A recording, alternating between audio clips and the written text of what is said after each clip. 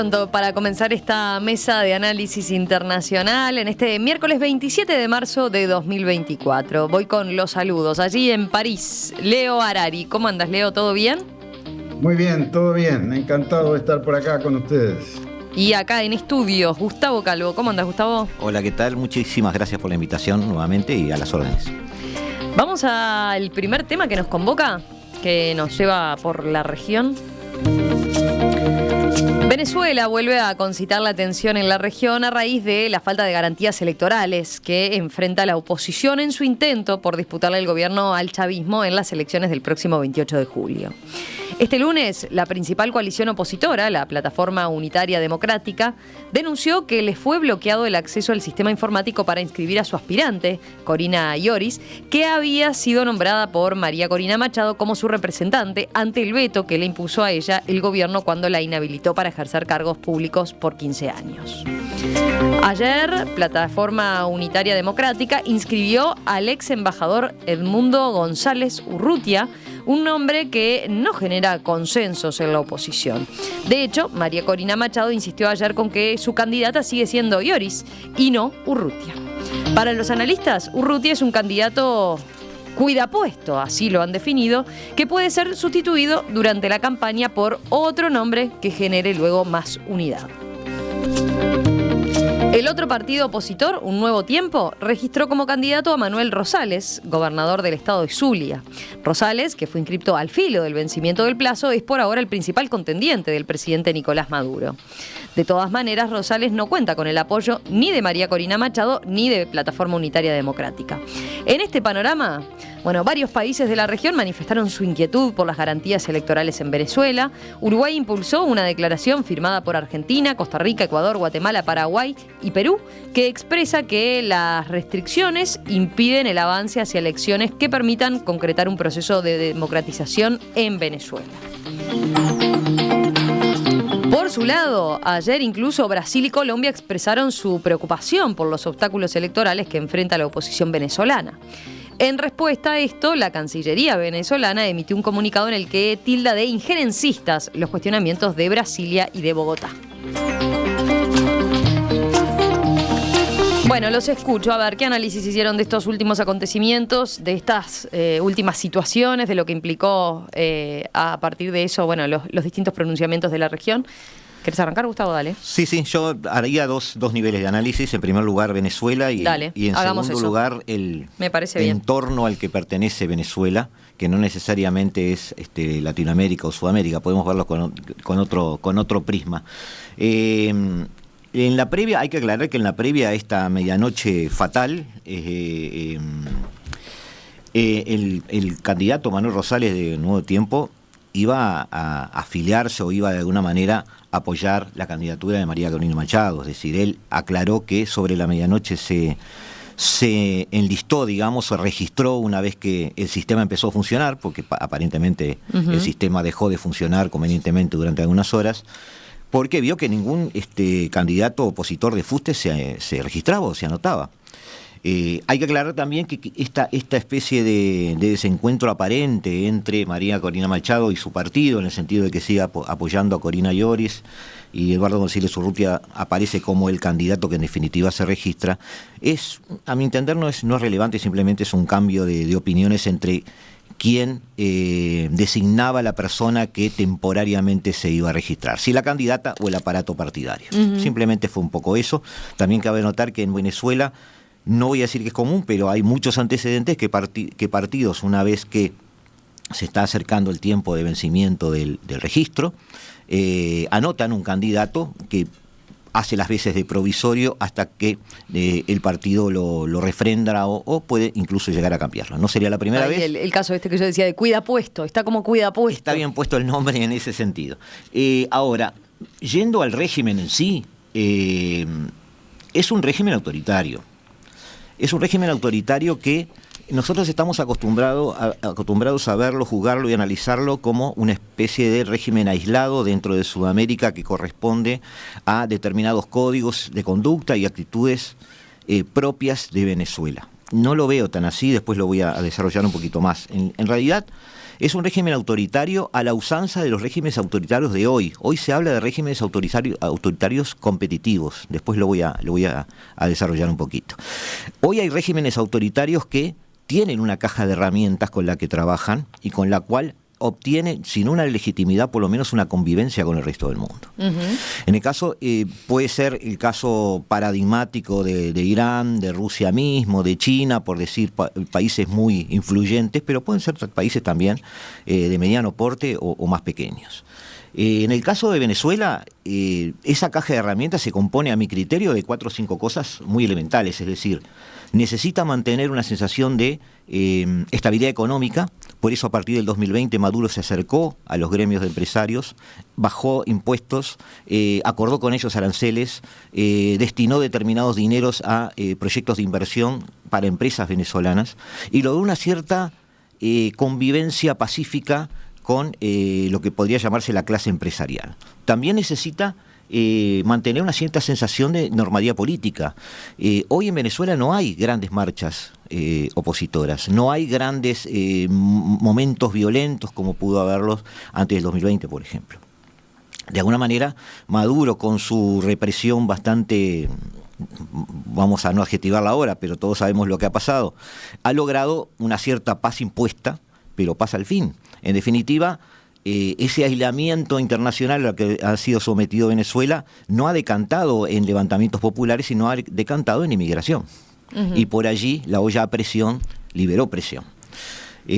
También, en el caso de ellos, hay, me anoté por aquí, instrumentar elecciones periódicas. Y acá viene el kit. Maduro aprendió que los regímenes autoritarios hoy pueden sobrevivir en este planeta, pero tienen que mantener determinadas apariencias o determinadas funcionalidades que permiten hacer que los pueblos se expresen.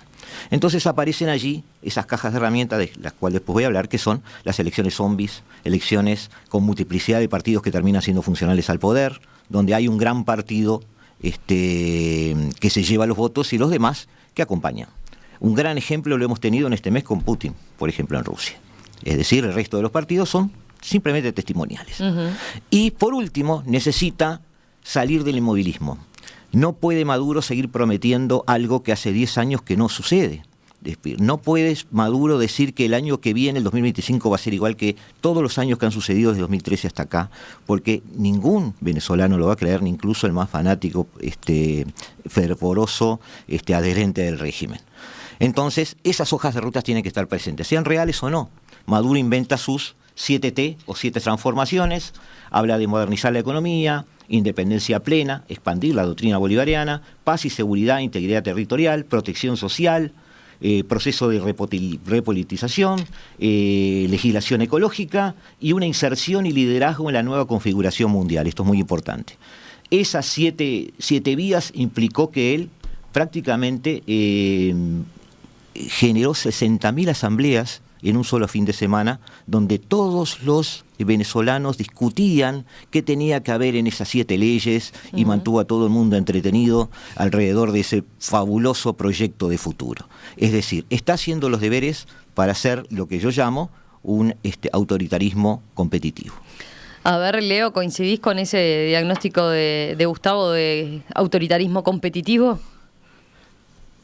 Yo prefiero dejar de ser analista y volverme un simple comentador de las noticias, evitando entrar en discusiones que se vuelven académicas. Rápidamente uno empieza a decir, bueno, ¿qué es un tirano, un déspota, un dictador, un monarca, un sátrapa? Todo. Y podemos pasar así como el sexo de los ángeles. No, para mí hay cosas concretas y pesadas. El indicador más grande de que algo marcha mal es que la gente se va, vota con los pies. Y yo sé lo doloroso que es tener que irse, a mí mismo me pasó. El exilio es una dura experiencia y hay muchos venezolanos que están yendo, en parte favoreciendo la economía, el desarrollo y el rejuvenecimiento de nuestro propio país, por lo cual son bienvenidos. Pero todo lo otro se sujeta a discusión.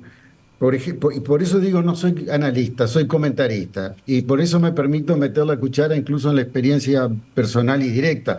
O sea, en 2019 tuve la oportunidad de ser testigo presencial de una reunión muy limitada en donde enviados de Guaidó, que era en ese momento el más presentable de la oposición, venían a pedir ayuda para una eventual invasión de los Marines en apoyo a un intento de sublevación militar que estaban organizando. Ujú.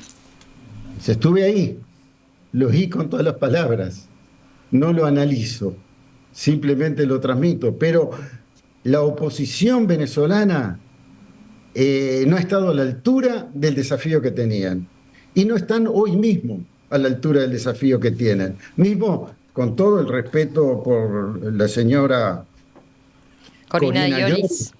Sí, tiene solo 4 años más que yo. Pero yo No, y sé además que es ya no totalmente soy un patrón. outsider de la política, ¿no? Era simplemente elegida a los efectos de, bueno, poder Es un nombre canalizar los votos de Corina Machado, ¿no? Pero claro, entonces es vemos que académica y demás, pero no ha estado participando en política. es muy débil para una oposición que debiera de representar algo masivo. En realidad se están peleando de nombres todo el tiempo. Mismo en el 19, cuando yo te digo tenía información directa o Ujú. presencial, estaba Capriles, estaba, bueno, había uno y otro de grandes líderes, todos los cuales terminaron yendo a vivir a Madrid o a Miami, desaparecieron, no lograron, incluso teniendo representatividad legal para algunos países. Fue Guaidó, lo consideraban presidente en algunos países, ¿no? Y asistió a conferencias internacionales representando a Venezuela.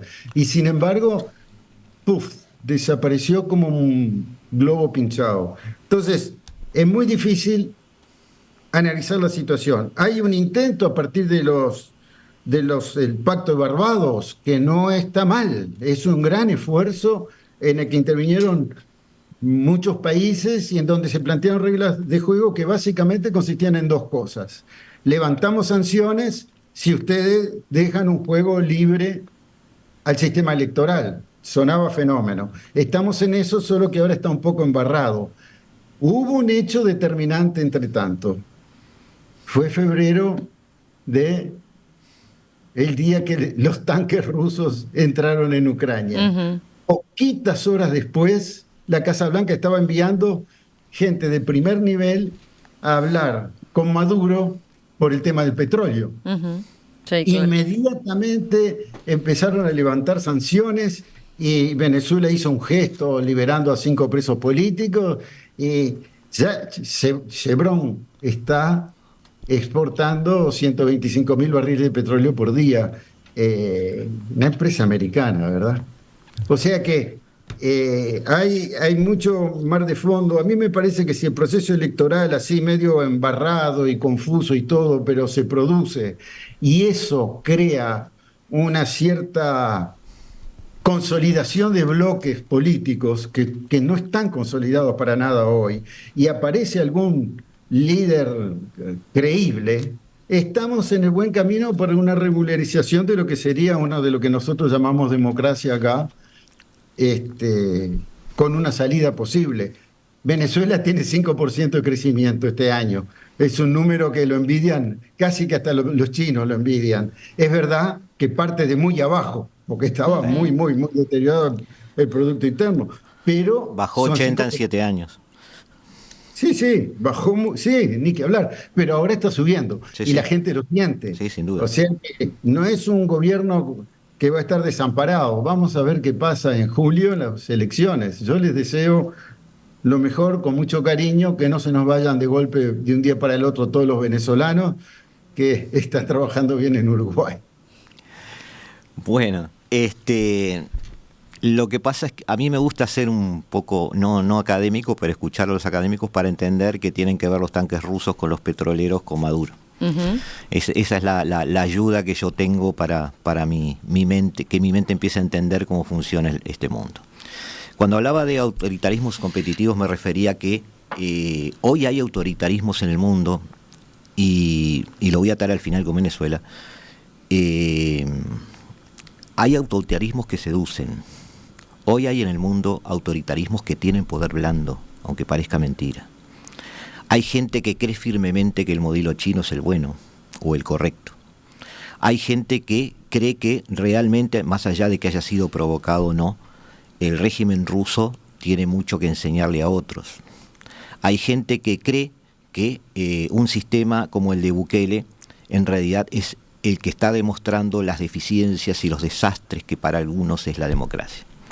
Entonces, Venezuela está inserto en eso, en esa realidad. No es alguien aislado.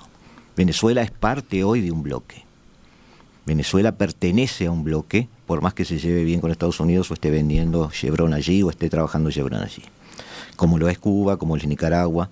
Y eso es una realidad.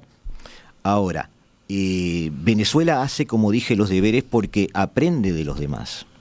Hoy se habla en Beijing de que la democracia es un mal sistema. Y se dice en voz alta, cosa que hace 20 años no sucedía. Hoy hay autoritarismos, como los que yo llamo competitivos, que exportan sus valores culturales y además inciden en otros países, o mediante inversiones, o mediante lo que yo llamo poder blando. Yo me anoto solo dos cosas, Romina, para no aburrir.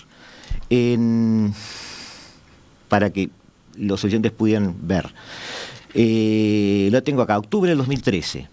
47 ONG fueron invitadas a Ginebra, en el momento que además el gobierno chino también estaba presente allí, porque había una reunión sobre la política de la Unión Europea sobre derechos humanos. Esas 47 ONGs chinas que iban como independientes, según una investigación de Reuters, estaban todas manejadas por el gobierno chino. Fomentaron, diagramaron y diseñaron lo que fue la Declaración de la Definición de Derechos Humanos de la Unión Europea en ese año. Nos venimos a América. 2015, los gobiernos de Cuba y Venezuela llevaron 13 ONGs, a la Cumbre de las Américas en Panamá. Presentaron allí grupos respaldados por el régimen que aparecían como miembros de la sociedad civil totalmente independientes. Formaron parte de la diagramación y el diseño y la definición de derechos humanos para el continente. Es decir, los autoritarismos se integran al sistema y trabajan dentro del sistema y están presentes y empiezan a trabajar juntos. Y además no son demonizados porque, ahí viene la otra parte, llevan adelante una excelente guerra de relatos. Esta guerra de relatos que estamos viendo con Ucrania, que estamos viendo con Gaza, que estamos viendo con un montón de temas.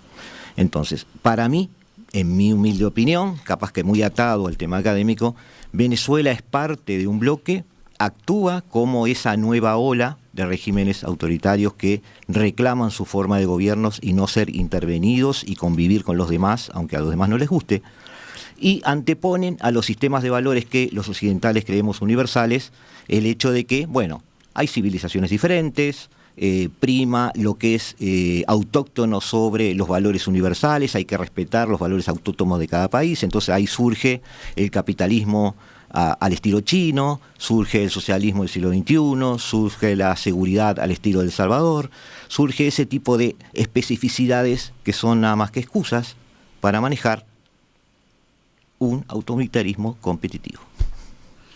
No, me resulta muy interesante el planteo, Gustavo, y aunque esto lo sorprenda. No, porque no, estoy tratando de darle entorno. Digo, lo que pasa es que tenemos que ver los entornos. Está muy bien. No solo está muy bien, yo creo que es una excelente pista para comprender el momento, la época en que vivimos, porque estamos efectivamente en una gran ola de cambio profundo en la manera en que pasan las cosas. Sí, sin entrar en detalles, porque esto sí que es gordo de comentar, pero es verdad que la manera en que se expresan las fuerzas políticas en los estados modernos, contemporáneos, está mutando rápidamente.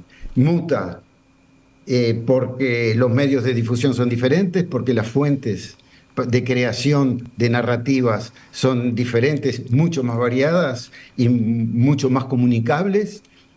Y cambia porque cambia la situación de base infraestructural, es decir, la manera en que se maneja la economía y la relación de fuerzas a nivel internacional. Y yo creo que Gustavo dijo bien, cómo se juega el soft power, se juega la sociedad civil, las diferentes estructuras intermediarias, y cada cual las manipula como puede, porque tampoco nadie sabe mucho. Me gustó lo que decía de que hay autoritarismos que seducen. Eso no es nuevo, eso pasó siempre. Siempre hay un costado casi de payaso, de figura grotesca que crece. Los reyes se ponen coronas para parecer más altos. Es una pelotudez medieval, pero está durando desde hace muchos siglos. Y bueno, los vecinos de acá, como no se ponen coronas, tienen grandes melenas. Y si no, miren a cada uno de los que más o menos tienen voluntad de autoritarismo. Esto me lleva a mí a algo que tiene que ver con Venezuela y que tiene que ver con el próximo bloque, que es Estados Unidos y Trump. Y es de qué manera se está manifestando la voluntad de los pueblos para elegir sus gobiernos. Y hasta qué punto es auténtica la democracia que estamos viviendo y está cambiando, y hacia dónde está cambiando y cómo podemos intervenir nosotros para que cambie en la buena dirección. Esa me parece que es la discusión que vale la pena hacer. Y ahí solo te pongo el título para que podamos seguir conversando. Dale. El título es el siguiente. El esquemita de base para el sistema democrático preveía dos partidos, demócratas y republicanos, para empezar de los más antiguos, pero prácticamente la dinámica era de crear elecciones, de tener más o menos la mitad de la población por un lado, que si al final no están contentos, a los 4, 5, 6 años pueden votar y elegir otros, y crear una dinámica. Eso no funciona desde hace tiempo ya. La prueba es que se tuvo que inventar el balotaje. ¿Qué es el balotaje? Es agarrar un montón relativamente dispersos de partidos y transformarlos en una segunda vuelta en dos, entre los más votados. Lo que hace que los presidentes actuales de la mayor parte de las democracias occidentales sean presidentes con 23, 24, 25, 26% de los votos y una coalición que le dio la mayoría. Cuando vos ves los resultados de elecciones en Estados Unidos, es 52% contra 48 o 51,5%. Se juega por muy pequeños porcentajes. Leo, yo vengo señalando hace varios meses que no es lo mismo la polarización que la fragmentación, y que la fragmentación es el problema. Está bien, yo dije que dejaba solo el título. Ese es un subtítulo. Sí, se me están metiendo en el otro tema, ¿no? A menos que hablen de la fragmentación en Venezuela. Claro, es que apenas aterrizás en eso, tenés ejemplos concretos, de los cuales Venezuela es uno, Estados Unidos es otro, pero está unido. Tenemos un sistema democrático insuficiente que crea muchas más frustraciones de las que las sociedades pueden aguantar a mediano o largo plazo, y ahí aparece la capacidad de seducir de los que tienen pretensiones para que Romina no se enoje, Perú y Chile. Ya venimos enseguida, continuamos entonces, o por lo menos profundizamos en eso que ya dejaban planteado en este bloque, uniendo ambos temas.